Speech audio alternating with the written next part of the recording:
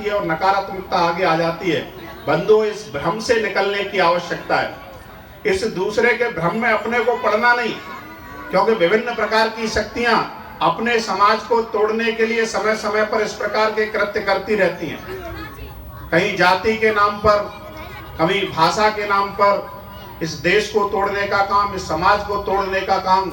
आप कल्पना करिए, जिस संस्कृति के अंदर जो सर्वश्रेष्ठ है, जिसको हमने कहा मर्यादा पुरुषोत्तम भगवान राम, उसने भी भीलनी की कुटिया तक जाकर झूठे बेर खाने का काम किया हो, उस समाज में ये भेदभाव आया कहां से?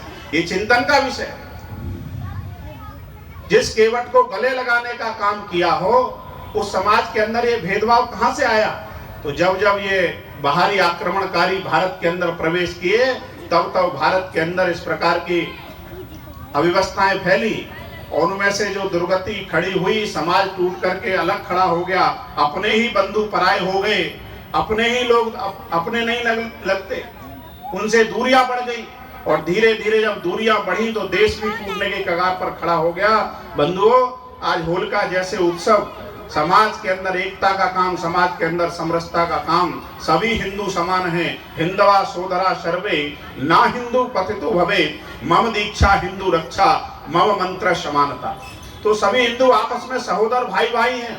कोई भी हिंदू जो है अपवित्र नहीं है, कोई छोटा नहीं है, कोई बड़ा नहीं है। मेरी एक ही दीक्षा है, मेरा एक ही मंत्र है, हिंदू की रक्षा करना, सबके साथ समानता का व्यवहार करना, समरसता का व्यवहार करना, और समाज के अंदर फैले इन दुर्गुणों को धीरे धीरे दूर करने का काम हम जैसे लोग यहाँ पर बैठे हैं। ये समाज की वो शक्ति है जो समझदारी से काम लेती है, और वास्तव में जब समाज के लोग समझदारी से काम लेते हैं तो समाज एक नई दिशा में आगे बढ़ जाता है, और वो समाज धीरे धीरे, जैसा हमने कहा, विश्व में फहराएंगे हम देव संस्कृति की पताका, जगत को संदेश देंगे हिंदुओं की एकता का, और वो समाज संगठित होकर के आताताई शक्तियों को विनाश करने का काम करता है। ये संदेश भगवान राम ने हमको त्रेता के युग के अंदर ही दे दिया था।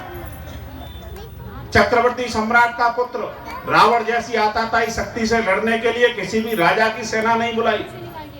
कोई भी सेना भेज सकता था, अपनी ससुराल से भी बुला सकते थे, लेकिन किसी को नहीं बुलाया।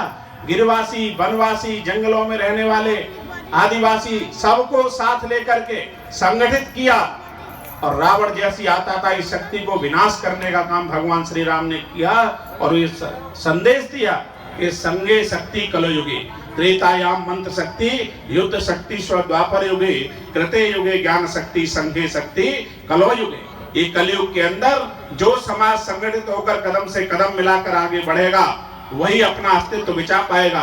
बंधुओं, समाज के अंदर जिस प्रकार का परिदृश्य देखने को मिल रहा है, जिस प्रकार की घटनाएं घटित हो रही हैं, अभी बदायूं के अंदर कुछ चंद दिन पहले किस प्रकार की भयंकर घटना घटित हुई, जिसकी कल्पना करना वर्तमान युग के अंदर एक राक्षसी वृत्ति से भी कहीं अधिक भयावह